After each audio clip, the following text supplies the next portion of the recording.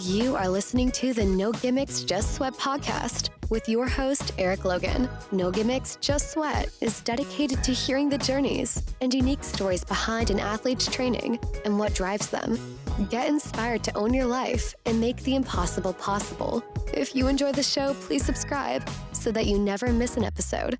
Also, please take a few seconds to rate the show and drop me a review. Now, let's get started with the show.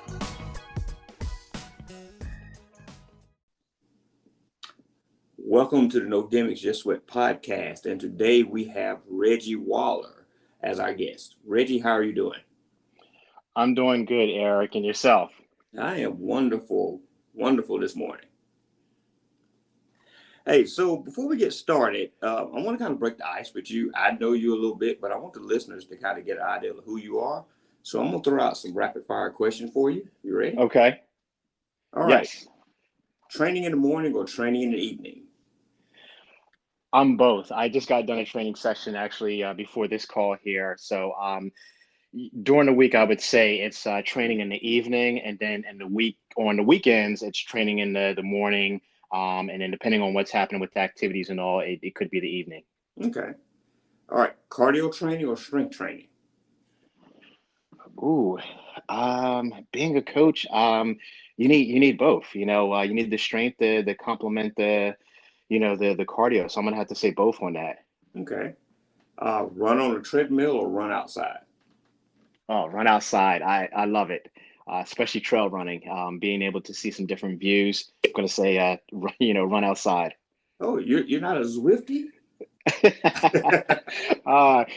If you look at my profile right now, I think I'm like level 3. I was late to the Zwift run game, but no, you would have found me on the treadmill quite a bit. But no, I broke off and love running outdoors. That's I just need the fresh air and the views, and so yeah, I'm not as Zwifty when it comes to the run. Yeah, I'm right there with you. All right. Open water swim or swim in the pool? Ooh, open water swim, and we're gonna have to touch on that later on because I had a DNF in the open water swim, but something about the open water and my experience in Lake Placid with that Ironman there. So yeah, I think I'm stuck on the open water swim. Okay. All right. Favorite segment in a triathlon: the swim, bike, or run? Swim. Really? Yes. We'll have to talk about that. Interesting. Yes. I know. I still kind of scratch my head on that. Why is it the swim? But yeah, out of all 3 legs, I'm going to say it's definitely the swim. Okay. All right. Favorite race distance: sprint, Olympic, or long course? Long course, and for me, it's 70.3. It's that sweet spot for me. Okay. All right. First thing you do after a race? Eat. Wherever the quickest I can get some food in my mouth, I think it's I order half the menu, and then I only eat maybe a third of what I order. So the saying goes, your eyes are bigger than your stomach there. So yeah, I wind up wasting a lot, and ironically, when I'm doing my events, for me, I'm always thinking about food. People that know me, I'm a foodie, but I'm always thinking about food. So yes, it's not, uncommon for me first thing after a race, food, and then getting more than I can actually eat. Okay. All right. Dream race to participate in? I would have to say somewhere remote. It would have to be a triathlon somewhere, not necessarily Kona, but somewhere like kind of like with that open space filled with the trees, the water next to me, and great views on the run. So I would say somewhere destination. Okay. All right. If you can go on a run, a bike ride, or train with any celebrity, dead or alive, who would it be? I would have to say Usain Bolt. Okay. Yeah. All right. Last question. dream location anywhere in the world that you would want to go run or ride?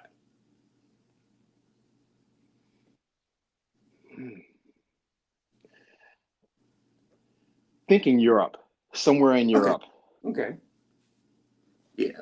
Yeah, I would love to go on a bike ride in Europe. That would just Yes. be this, I don't think you could pick, well, let me kind of short phrase that. I was going to say, I don't think you could pick anywhere bad to Right, go, right. but there are some bad places in Europe. You might, Yes. bike friendly. Yes. Yeah, no, I would choose both bike or run through Europe. I mean, you definitely can't go too wrong with that location. Right. Yeah. All right. So let's get started. So let the people know basically from what you do, and then kind of go into your story. And your story, as I always say, everybody has a story. It's pretty much coming from where you were to where you are now as an athlete. How did you, become or get your superpowers, so to speak? Absolutely. And Eric, I just want to thank you again for having me as a guest on the show and giving me an opportunity to share my story with, your audience. So a little bit about me. My name is Reggie Waller, and I'm a father and a husband. I live outside of the Philadelphia area, so I live about 30 minutes north of Philadelphia. And by day, I'm a risk professional. I've been in the financial services industry for 20 plus years. So that's my kind of day job. But I'm also a USA Triathlon Level 1 coach and an RRCA Level 1 running coach. So I'm very passionate about sports. I grew up playing sports, soccer. In high school, I played soccer and I also ran track. I actually tried to play on the basketball team, and I think I wound up riding the bench more than I did playing. So I knew I wasn't, at that time it was, the icons were MJ and some others, so as Scottie Pippen. So I knew I wasn't going to be going to the NBA. So I got more into the running aspect of things when I was in high school and really fell in love with running back then. And once I graduated high school, I took a little bit of a hiatus from running. In high school, I was more of a middle distance runner. I know we talked about triathlon, we talked about running, but I never did long running. It was more, I was a 400, 800 guy, ran the 1600, 3200 meter relay. And, that was something I enjoyed. I went to states a couple years for all of those events. And, like I said, I fell in love with the um, shorter distance running. And, I didn't get into long course running until about 2008. One of my good friends at work, we have a big run here in Philly called the Broad Street Run. And for those that don't know, it's a 10-mile run, pretty much straight down Broad Street. And, you cannot get lost in this course. If you do, there's something wrong because it's just a straight 10-mile run. And it's like a little loop around City Hall to go through the last few miles there. And he said, "Hey, let's do it. It would be a great idea." And I signed up, and unfortunately, he didn't do the race. I showed up, and I was like, "Okay, this would be great." And I, had that running background. Eric, I was overdressed. It was I want to say 60s when the race started. Got up to 75, and this is normally a hot race, so I had leggings on. I had long sleeve. I had a running jacket, and thankfully my parents live at mile 4, so I'm sitting there undressing, taking everything off, giving it to them, and then I was like, okay, I gotta get familiar with this longer distance running. But that was my break into kind of the longer distance, and really starting to kind of enjoy some local races and having fun and kind of just learning from mistakes. So that was like my entry into really the running. And then I didn't get into triathlons until 2011. Again, another friend, he was into CrossFit, and he said, "Hey, let's do a triathlon." So I signed up, and this was a pool triathlon. And for him, he was like, let's do it. But again, I don't know if this was like a joke or not, but he didn't do it. And I'm sitting here like, okay, well, I did it. You got me on the hook. I'm training, and I did it. And I fell in love with the sport. I'm glad it was in the pool because, I didn't have that stamina. But once I got on the bike and the run, I was like, hey, I can actually see doing this. So, both of those friends I credit, for getting me into the running and getting me into the triathlon, because now, people that know me, I can't stop talking about the two together. Right. So those are, I'm doing quote marks, friends. It sounded like they were playing jokes on you. Yes, and to this day they are still good friends. The one that got me into running, we just had a great dinner catching up the other night, and the other, we were talking about my transition into coaching, and both of these guys have been just very instrumental in helping me kind of shape my career as an athlete, as a father, as a husband, as a just becoming better in this sport. So these are, I call it, one of my advisors on my board of directors for Reggie Waller. Okay, good. So one of the things I kind of want to know, after that first, triathlon, what was your first like real one that you got prepared for? That you walked in and said, okay, I'm ready for this one. Yeah, I would say when they had the Philly Tri, that was the real one that I prepared for, because it wasn't in a pool. We were swimming in the Schuylkill River within Philly, and a lot of people know the Schuylkill.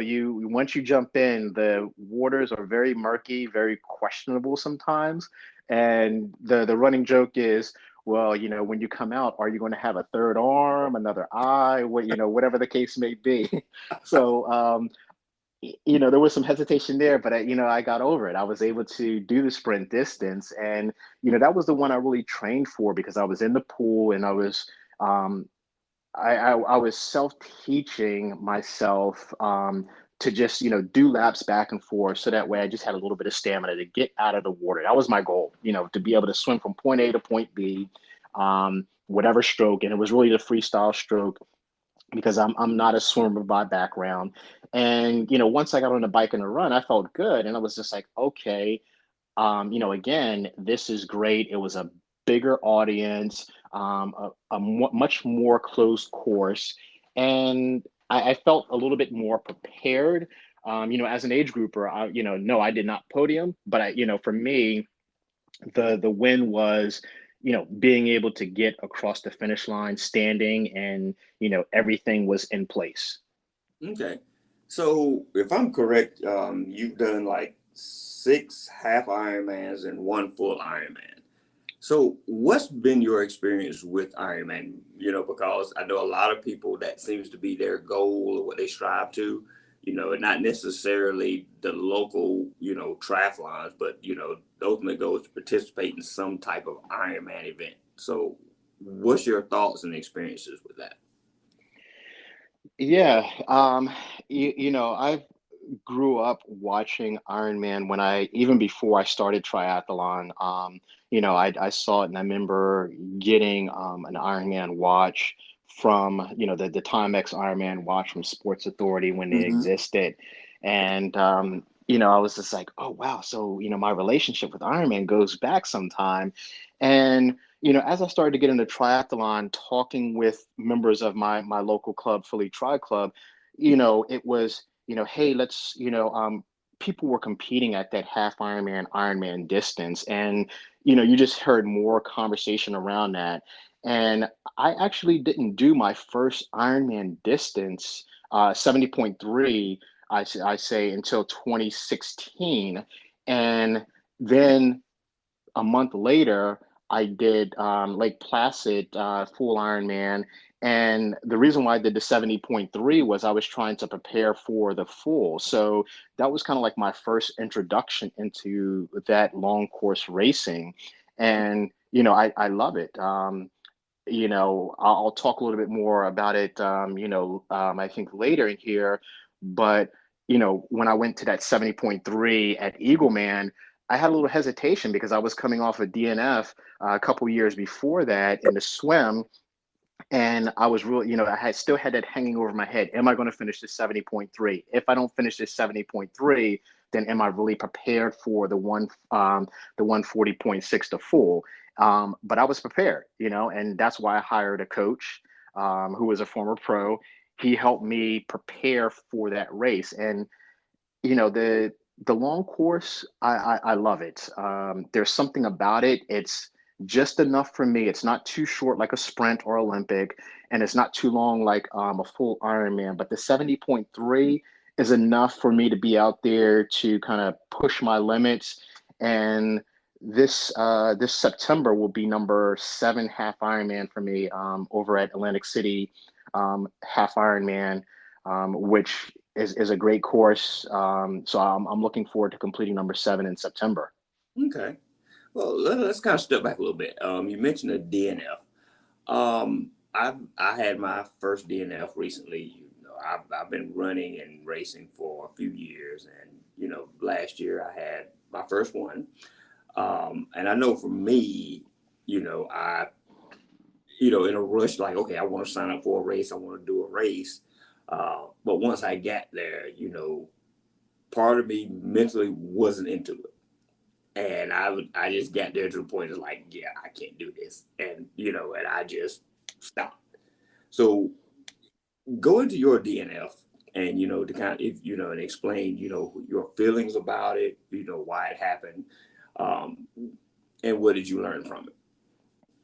Yeah, absolutely. It still sits fresh in my mind, and I've started to talk more and more about it over the years because it's a great learning experience. It's not, it wasn't a failure. It was a learning experience for Right. me, and I appreciate that because if I didn't have that experience, I don't think I would be sitting where I am today, as an athlete, as a coach here, being able to kind of share some of these teachable moments. So, you know it was June 22nd, 2014. I still remember the day, and I remember, I showed up at the race. My son was just a little bit over a year old, so my training, I was training, but I wasn't training as I needed to be, and that was my first Olympic distance. And, I think I got a little cocky. I said, oh, okay, I'm going to the pool. I'm doing some laps. But, again, it was self-taught. At the time, I didn't have a coach and I wasn't part of a triathlon club. So I was kind of doing some things solo. And, I said, oh, okay, well, I can jump up from the sprint to the Olympic. I've got, a few sprints under my belt. And I remember, kind of packing my stuff up. We got on the bus. We had to go across the river to the other side, and then you're dropped off. And because of the age group that I'm in, or I was in at that time, there were a lot of individuals. So we were heat number 11 out of 13. So just imagine sitting there on the river, you see the pros going off, and then you see the next group and the next group and the next group, and you're Right. sitting there for about, say 30 minutes or so, just waiting. And I got in my head and I'm like, okay, I just want to go. I just want to go. And then I look at the dock, and again, we're swimming in the Schuylkill. You can't see your hand in front of your face. And I see the police scuba diving team, you know, um, jumping off the deck, going into the water to make sure everything is safe. And, safety is a big concern in triathlon. So I appreciate all the brave men and women that are keeping us safe out there during these races. And, it was, seeing all those things, taking it in, I got in my head. And once it was my turn to get in the water, I got off the dock, started swimming, and had a panic attack. Oh, wow. And I'm thinking Wow. to myself, okay, just calm down because, you know, 80% of 0.93 miles there was straight. And I would say that last 20% was the turn to get you on the shore. So just imagine looking straight down, once you got off the dock into the water, and you're like, wow, I got to swim that far. Yeah. And I would say 50 meters in, I winded up waving my hand, and the boat came, kayaker came over to me. He's like, all right, just hang on to the kayak. We're going to get you on the boat. And then I got on the boat, and then we had to wait. And it was just like the whole weight of shame. And once I got back to land, and I was just like, you know what? I'm not going to wait here for the race to end to get my bike out. I talked to the person in transition. She was like, get your stuff, hurry up. And Eric, I grabbed all my stuff. I said, I don't want to play anymore. Oh, I was done, but those actually were my words of choice going through my head, But right. I was upset. I felt like I failed. I felt like I let people down, and I was just like, I just want to get my stuff and I just want to leave. And I remember picking up the phone and calling my wife, and she was just like, hey, just calm down. Everything is still fresh. Let's just reassess, and then let's go from there. And shortly after, I started asking questions, because the thing again I mentioned was I was doing all this myself, and I don't have that background. So I winded up reaching out to um, Philly Tri Club, speaking with the president there. We had some conversations. I joined a club, and then I started meeting people, and then I hired a swim coach, and we had some lessons, and then I got back in the water a couple months later and did an Olympic distance triathlon and finished. Okay. So it was, definitely a great experience for me, very humbling.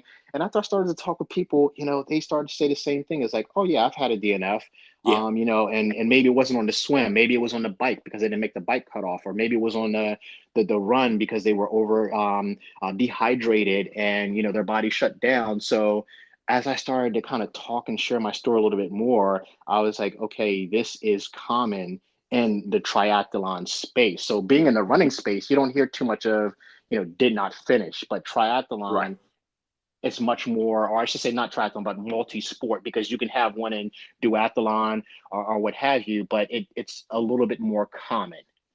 Yes. Yes. And that's the same thing that I got too, because, again, you have that moment of, I know with me, I had that moment where I was mad, you know, Mm-hmm. mad with myself, like I failed, but then that moment of like, oh wow, that disappointment, and you kind of have that doubt, and you start having a little bit of self doubt, like, you know, have I reached my point that I can't do this anymore, you know? Right. But then once I kind of start talking with other people and sharing, they were like, oh yeah, I've DNF before. And they started sharing their story. I DNF because of this, or I DNF because of that. And you kind of learn that there are just some days that, you know what, mentally, you're not there.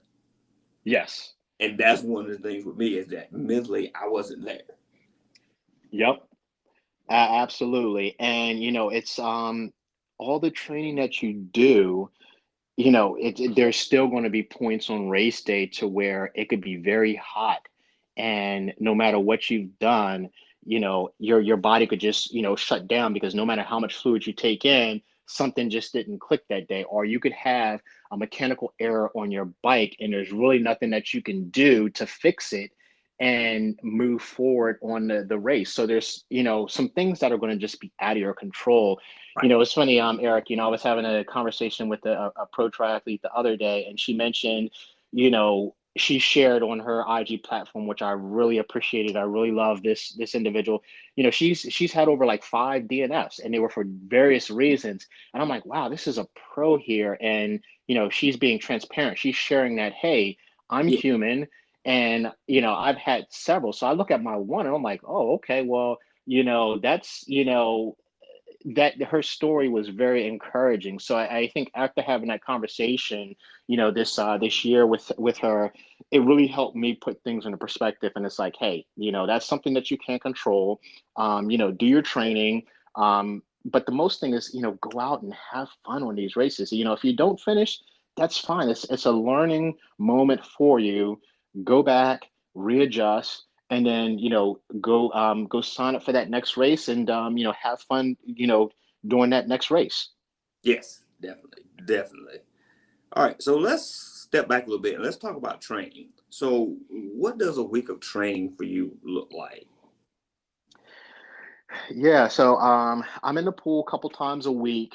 I got some short bike rides, and then some long bike ride on the weekend, and then long runs on the weekend. So I have normally, and again, everybody's training schedule is a little bit different. So I don't want people to kind of look at mine and say, okay, I should be doing kind of the same thing he's doing. And I noticed Right. that like people look at, well, Yes. what is it that you're doing? I should be doing the same thing you're doing. Like if you're doing 100-mile bike rides, every week, then yes, I should be doing 100 as well. And it's like, no, what is your objective? What are you training for? So with my schedule, I have one day off as a rest day.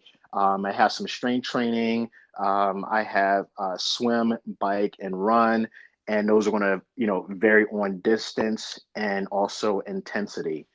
So right now, I'm training for, as I mentioned, the 70.3 Atlantic City half Ironman in September. So training has really, ramped up for me lately. But I didn't get into the pool until July.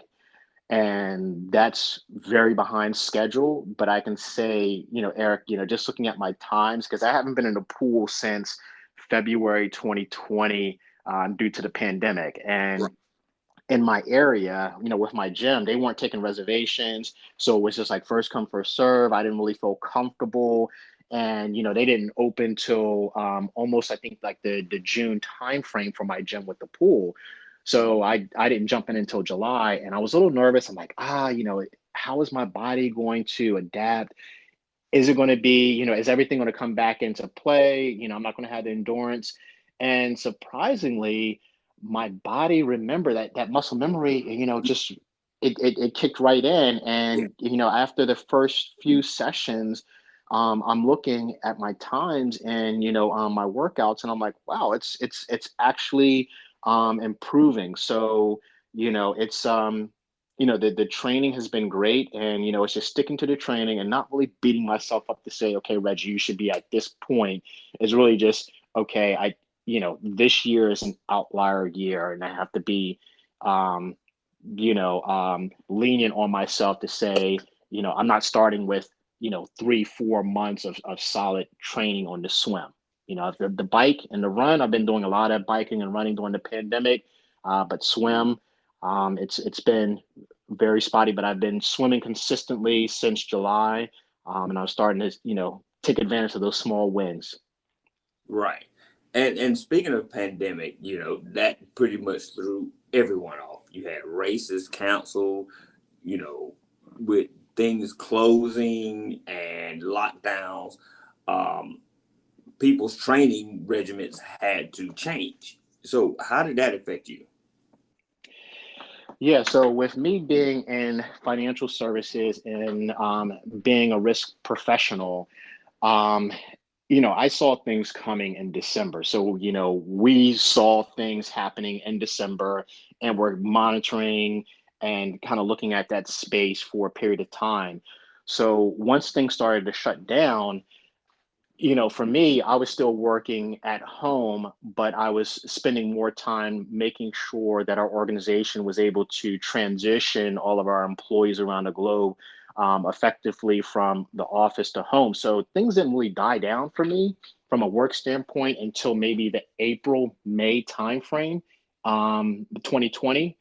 So for me, it was, kind of work, work, work. And then after that, what I found was I was introduced to Zwift. I've always been a trainer road guy when I was training.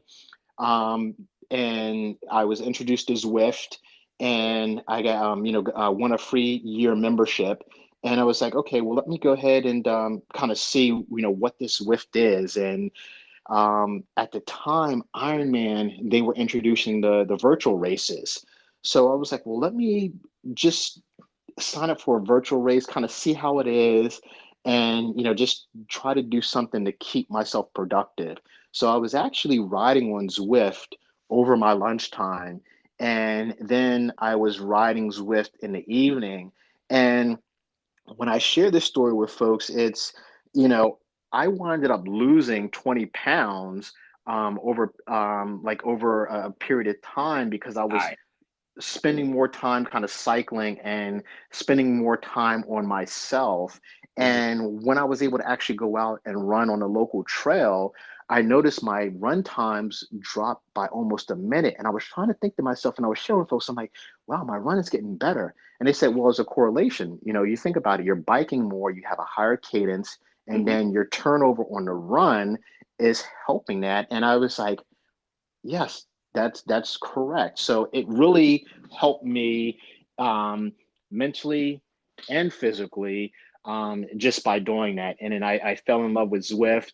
Um, so I started riding more. I started going after I had the Zwift bug, so I started going badge hunting and I also started going outdoors, and I had to do a little bit different running. I didn't want to go on the trails to where if there's a paved trail, we call it the SRT, or the Schuylkill River Trail. Some people call me the mayor of that trail because they know I'm always out there.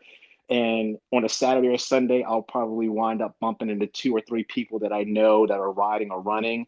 And I didn't want to go out and kind of be on that trail where there were quite a few people. So I got into trail running, as I alluded to earlier on, and I would find trails in um, the Philly area, and I enjoyed that. It was something different.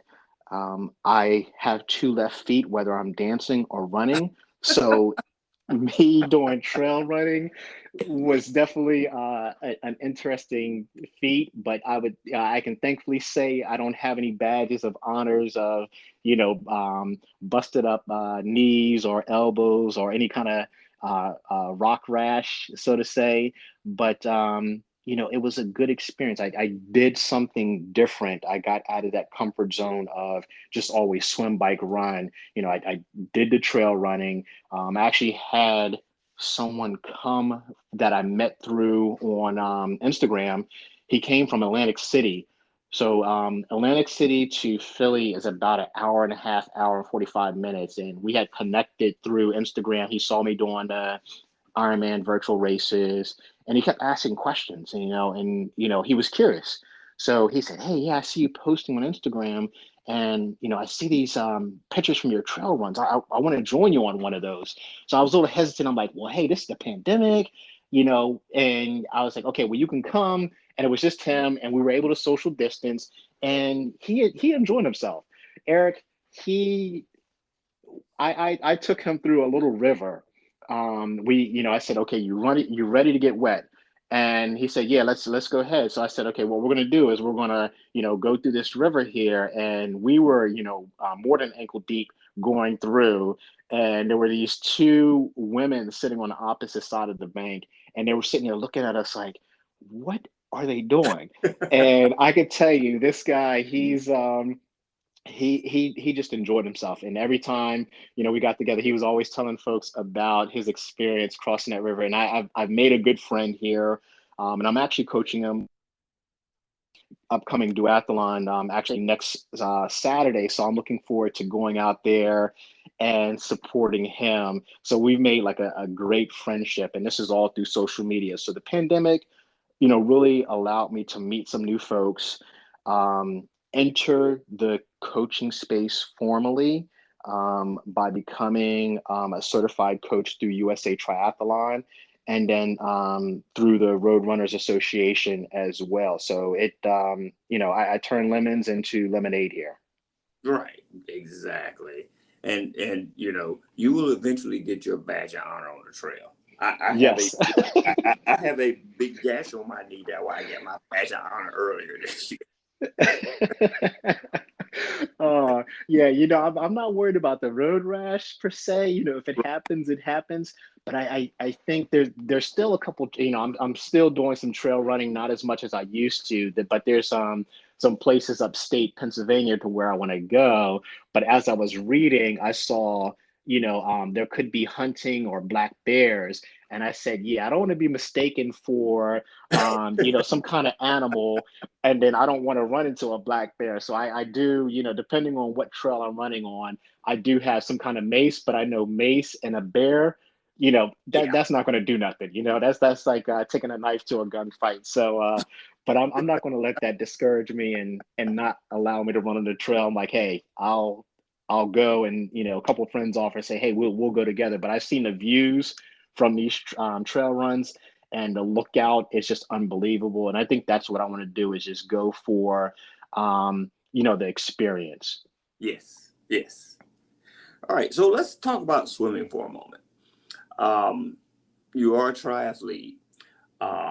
And as you and I are both black men, and one of the things that we constantly hear is that the biggest barrier to getting into triathlon is the swim. So how comfortable were you initially with the swim when you first started? Yeah, so my sister and I, we would go to the Boys and Girls Club during the summer, and so we had access to being in the pool, but formal lessons, understanding the breaststroke and backstroke, and your catch and pull and things like that. What side to breathe on, once every three strokes, or what have you. That was something that I didn't grow up with. So for me, it was something that I had to learn over time, and I didn't learn until later. I would say my mid 30s, on how to formally swim, and it was just more or less asking questions. Sometimes before I had a coach, it was looking at YouTube, kind of Googling, to find out, okay, how to swim. But it's hard to kind of teach yourself, because you could be teaching yourself bad habits. Right. And I think through this whole process, especially with the swim, when I was training for Ironman, I went to a session twice a week. And I remember when I showed up, the coach was, saying, okay, we're going to swim, and we're going to, do 100s, and we're going to do it on the 15 or have you. And I'm sitting there, and I said, okay. So I just followed the group, had no idea what he was talking about. And then eventually I started asking questions after the fact. And Eric, when I started, I think I did these swim sessions 2 nights a week, and they were about an hour and a half long. And I think I did it for like 3 to 4 months as I was training for Eagleman 70.3, and then Lake Placid full. So when I started, I was the last person. So I was in the slowest group, but I was the last person, right? So to give you some perspective. And then when I finished, I was the one leading the group. I was still in the last lane, but I was leading those group of swimmers of about 5 or 6. And I was just kind of blown away. I'm like, I wasn't breathing properly. And then I learned how to breathe on both sides. And I remember one of the coaches that was standing in, he was like, well, stop breathing on one side. Can you try to do both? And I said, no, I can't. And I remember saying, I can't. And this is a young swimmer here. He's like, well, just try. And then I tried it.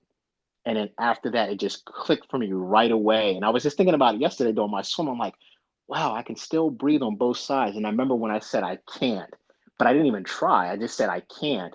And then I tried it, and then it clicked right away. So I think, it would be great to get more people coached around the swim, just to be comfortable in the water, even if it's not triathlon. My Right. son, we had him right before I went to Placid, about a month before I went to Lake Placid.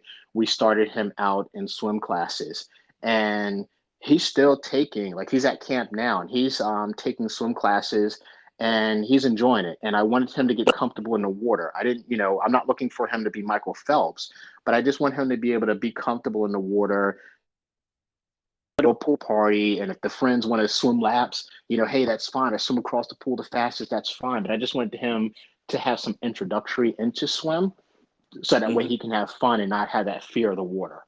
Right. Right.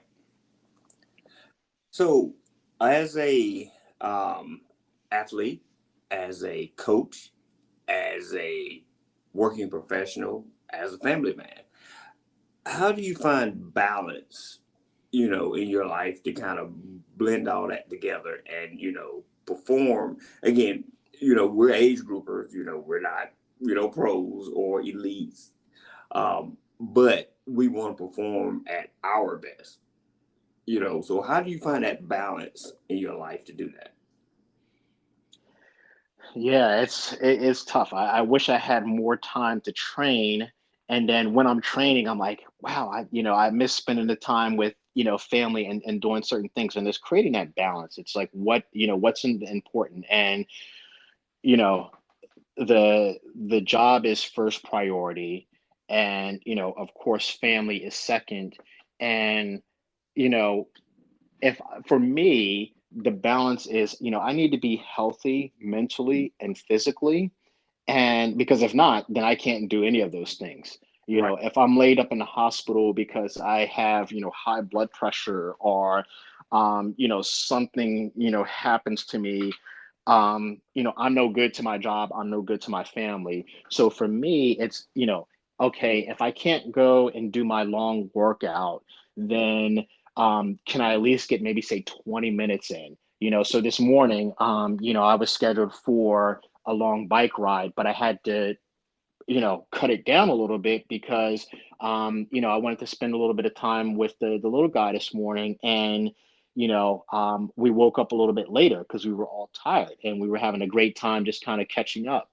So, I learned to be more lenient on myself and create some balance of, okay, I'm not going to be able to hit every workout perfectly. There are going to be days to where, I can go a little bit longer, or I'm going to need to get a little bit, go a little bit shorter. But I always look at it as something, whether it's swim, bike, run, walk, strength training, yoga, Pilates, whatever it is for you, 20 minutes, 15 minutes, that's good. You want to keep your blood flowing, and get like a little bit of movement. Right. Movement is the key. And, that's one of the things that I really hear a lot, especially from um, older adults moving. You can't stop moving. Once you stop moving, that's when your body and your mind start slowing down. And till it gets to a point where you can't anymore. Yep. And Eric, I know you and I have been following each other for some time, so you'll appreciate this. And looking at your IG account, I started cryo, and I Yeah. can tell you, so I've done the foam rolling. I have the massage gun. I have the compression boots, and I see a chiropractor to get adjusted from time to time. And I do all those things to kind of keep my body going. And then I introduced cryo, and I was a little hesitant. And I seen, you're an age grouper, and you've been doing cryo for a little bit. And I was like, okay, well, there must be some benefits there. And I remember walking in the first time, and you know, um, I think about Willy Wonka in the Chocolate Factory and the grandfather kind of getting out of bed for the first time. And he was just like, oh, wow. And he was moving around, he was kicking his legs high. That's how I felt after cryo. Like when I walked in, my legs were, beat up, they were sore. And then, after that 3 minute session, I almost tapped out at 2 minutes. I was like, man, this is too cold. And I was like, no, you know what? I've done worse things than this. Hang on to one more minute. Yeah. And I'm glad I did. And then you have to take that step down to get out of the machine, right?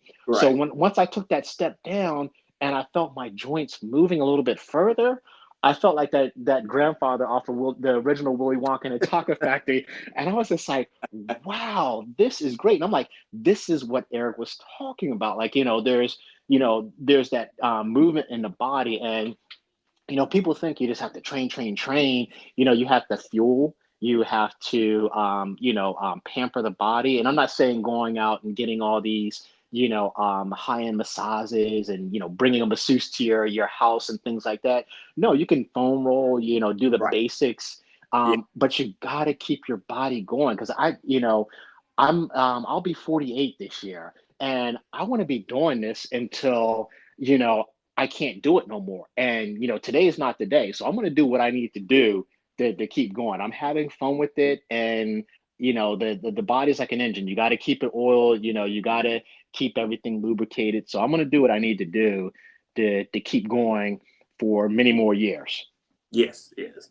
And when I talk, I love having conversations when I go to races with, older runners that are 60s, 70s, and even 80s. And that is the key thing. They just say they keep moving.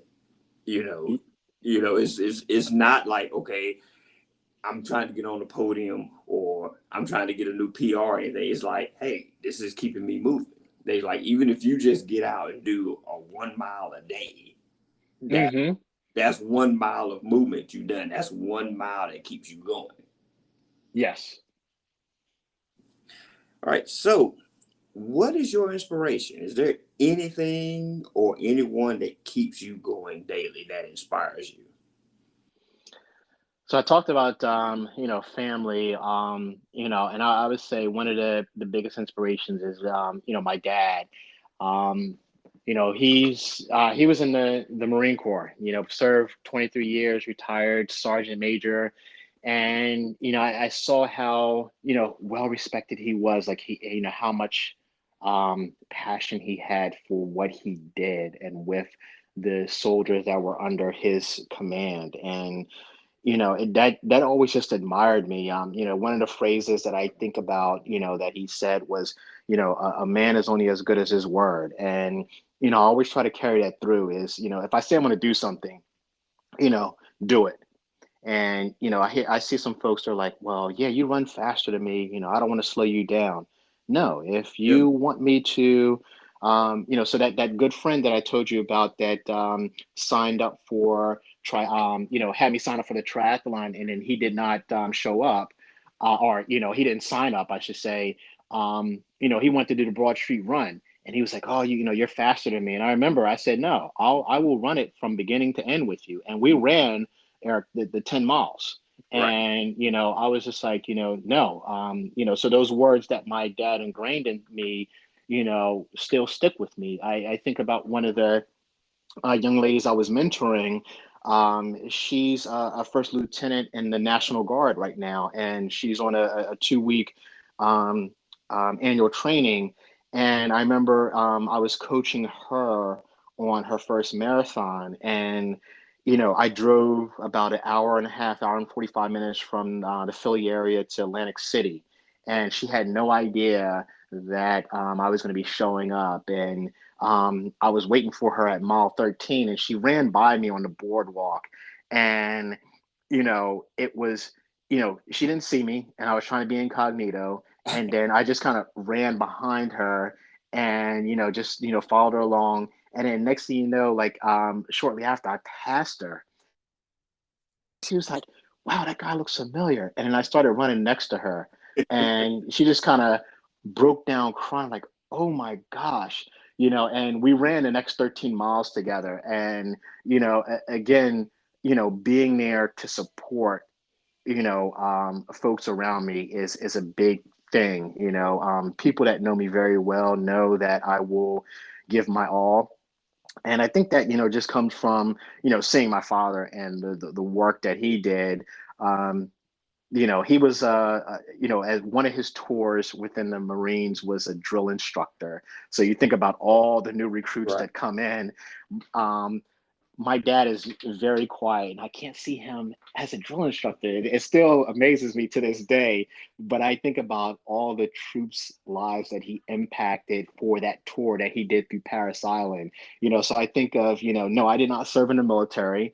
Some people see some of those traits because, growing up 17 years, with a Marine, former drill instructor, and then sergeant major, which is the highest you can go. Right. A lot of those traits have been ingrained in me to, others, and be a man of your word, and Hmm. just lead by example. And people are always amazed at that, and that's just something that's a part of me. So that's really been one of the, inspirations. And I love it when, they come out and see me on some of the races. They saw me about 2 years ago at the AC Atlantic City 70.3. And, I was so excited to, to be able to see them out there. It's a long day for the family. So I don't try to take them out to every race, but I Right. always love it and being able to show kind of, hey, here's what I'm doing. Right. Right. And see, another way that is found out that you and I connect, your dad was a Marine, my dad was a Marine. Oh, okay. See, like-minded people. Yes, yes.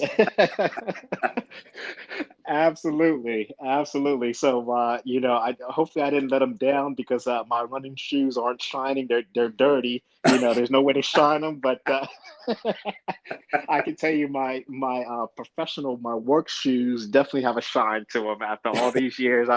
That's definitely been ingrained. But yeah, and Right. I, some people I, know know that.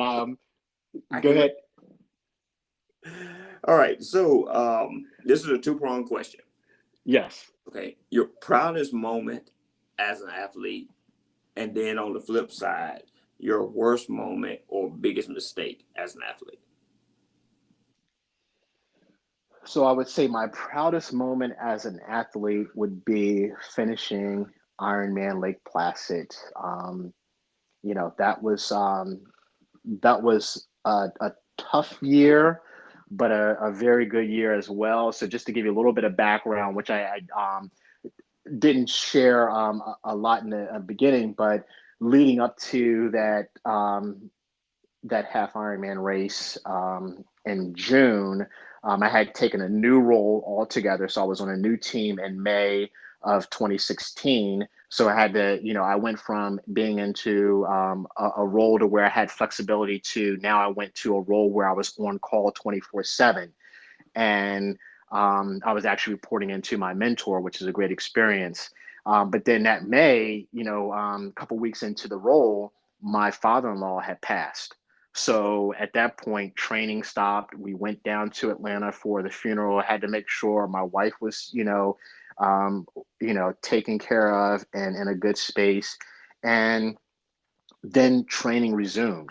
So when I crossed the finish line in Lake Placid in July timeframe, that was a huge accomplishment for me because again, I talked about the DNF, then I had the passing of my father-in-law, new role. So I was juggling a lot of things. And when Right. I was able to cross the finish line before the cutoff, and then I still, was able to cross it, standing, and my wife and son being at the finish line to see me. That was a huge accomplishment because I wanted my son to be able to know that, hey, you can do anything. You don't have to be first, but just Right. finish what you start. Don't quit. Just finish what you start. So that would be my proudest accomplishment. I would say my worst experience as an athlete. Um, that's a tough one. It's I would say that DNF, what led to the DNF. Not asking questions, not asking for help, and then being too confident on because I've done this, it transfers over to this, which is not always the case, and I got myself in trouble. So that bad experience then turned into something good for me. Okay. All right. Here's a super important question. What's your current go-to running shoe? Hoka. It is the Hoka Rencon. I love it. It has great turnover. I'm actually, sitting here. I have. I'm looking at two pairs now, and I have to retire the one pair, but I do have a new pair in the box. I again, you and I, I think we're both Hoka guys, Yeah. and definitely have to have the lock laces in there. Definitely have to have the lock laces because that's a bonus right there. I don't like bending over tying laces. Um, Exactly. so yeah, that is my go-to. Every time I buy a new pair of running shoes, it's I always get the right color lock laces in there, and then I have the super feet insole in there as well. Okay, cool. I have a big gallon Ziploc bag full of just shoelaces where I put and they're good shoelaces. Yes. Everybody wants them. All right. So for triathlon, what type of bike do you use? I have a Trek Speed Concept time trial bike, and that is my go-to. I call it the machine. It is very fast. I threw some upgrades on it later on. So I have Di2 components, which for the non-triathletes would be electronic shifters. I'm about to replace my old power meter pedals and put some new power meter pedals on there. And I definitely have the Aero wheels. But that's my go-to bike. I unofficially called it the machine, but I love it. You have to name your bike. That you have to give your bike. That's a given. Yeah, yeah. I guess I'm a committing a sin there by not having an official name on the bike. So if it helps, I have my name on the bike, but a sticker on the bike. So All right. So as we get close to the end, what would be your message to people who say that it's too late to start? You and I are both in our 40s, and I'm getting close to getting ready to enter in my 50s. And you followed me for a while. You noticed I didn't start until my early to mid 40s. So what would you tell someone that would go like, you know what? I'm old. I can't do this. Yeah, it's too late for me to even think about trying to do it. yeah, it's never too late. I think the first thing is, figure out what is it that you want to do in this space, whether it be multi-sport or whether it be running. Figure out what it is that you want to do, and then find a friend that is already in the space and start having conversations with them. And um, for me, I'm coaching a youth duathlon team here in Philly, and they are just entering this space. They've been cycling for some time, and they're asking a lot of questions. And I took them out on a run last Sunday and then this past Wednesday, and initially I assumed that, hey, they can run, they're runners. And as I started to ask more questions, they weren't. And what I noticed was when we did the run on Wednesday, I instituted a walk run strategy. So I said, okay, team, here's what we're going to do. We're going to do a 3-minute run and then a 2-minute walk is what we're going to do for our approach. And we're going to do that 10 times, which equates to 50 minutes. And as we were running along this trail, it was interesting, Eric, as I was looking around, there was another running team and they were much older than this youth team. And they were probably about, yours and I's age. And they were doing the same strategy. And I was sitting there thinking to myself, and I said to the team, I said, look, they are doing the same thing that we are doing. And, they're, much older, probably much more experienced, but, it comes back to the fundamentals. So I say all that to say is, somebody that's looking to get to this space, no, your first race is not going to be a 70.3 or a 140.6 or, Boston Marathon.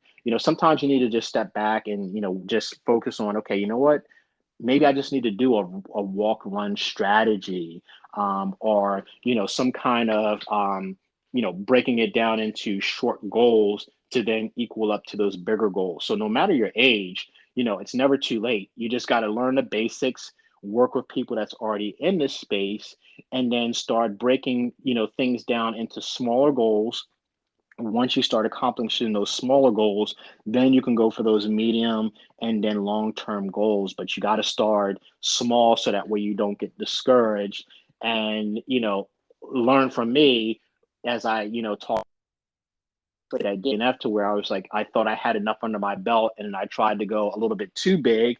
People are that saying, go big or go home. Well, Right. yeah, I went home and I wasn't happy. So so that way you can enjoy it, take some smaller steps, and work with some people around you, and everybody's going to have an opinion for you, but just work, take a few opinions and work with those individuals. And if you have an opportunity, hire a coach, um, so that way you can get some of the basics and the things that are the right things to do to help move you, so that way you're not injured and then you're enjoying what it is and just having fun.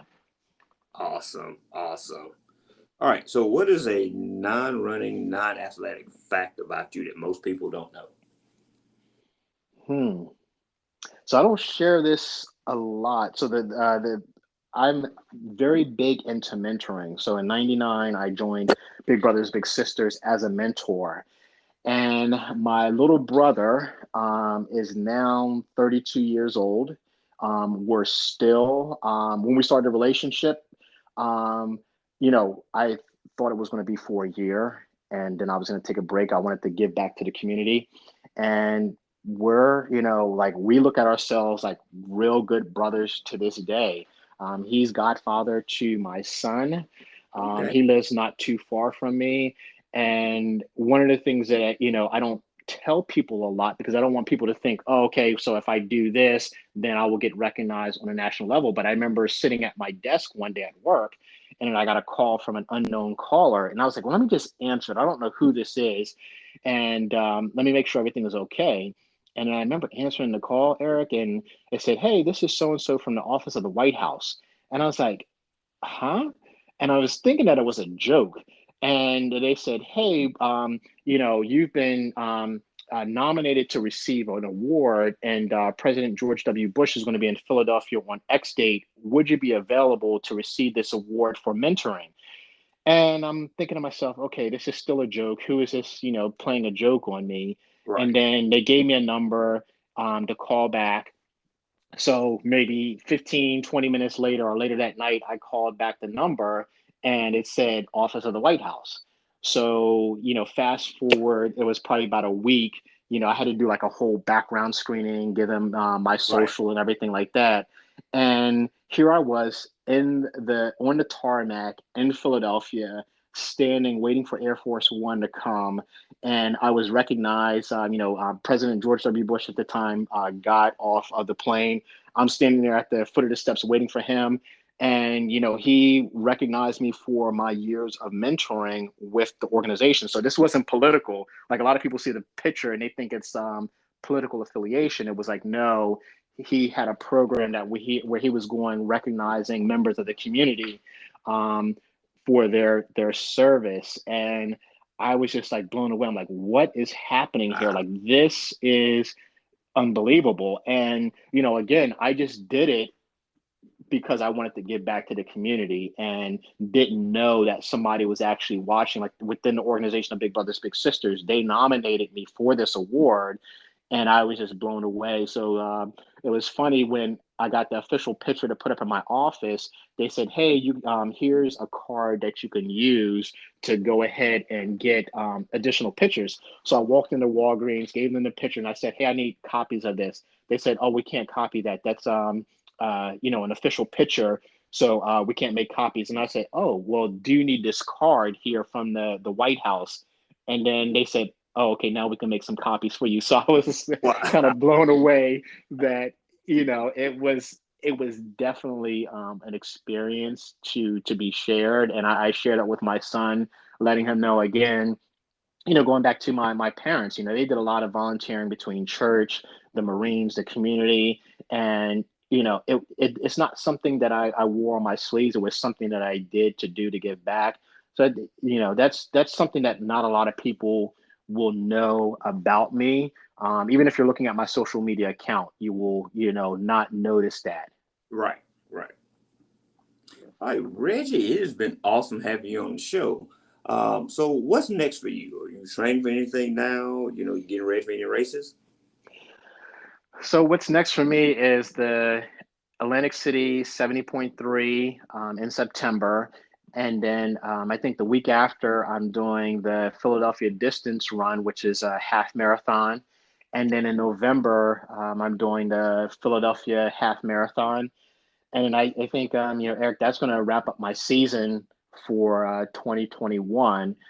So I'm just excited, from a racing standpoint, and then always, there's coaching. There's a lot of athletes out there. I just picked up another athlete this week that I'm going to be coaching on a half Ironman coming up. So, I think between my racing and then continuing to deepen my coaching knowledge, I'm excited about what lies ahead. Awesome, awesome. And if anyone wants to get in contact with you, how can they do so? Yes. So you can find me on Instagram. My handle is runnerdude73. And that is the best way to get in contact with me and start following me on my journey. Nice, nice. Reggie, again, thank you for being on the show. All right, Eric. Well, thank you. And I appreciate you allowing me to share my story and journey here. No problem, no problem. Hey, you have a wonderful day now. Thanks. You do the same. All right. Thank you for listening to this episode of the No Gimmicks, Just Sweat podcast. We really appreciate everyone who tunes in each week. If you enjoyed today's show, please support us by subscribing, rating, and reviewing the show wherever you listen to podcasts. And remember to tell your friends about the No Gimmicks, Just Sweat podcast, so we can continue to have awesome conversations with everyday athletes just like you. Until next time, have an amazing week.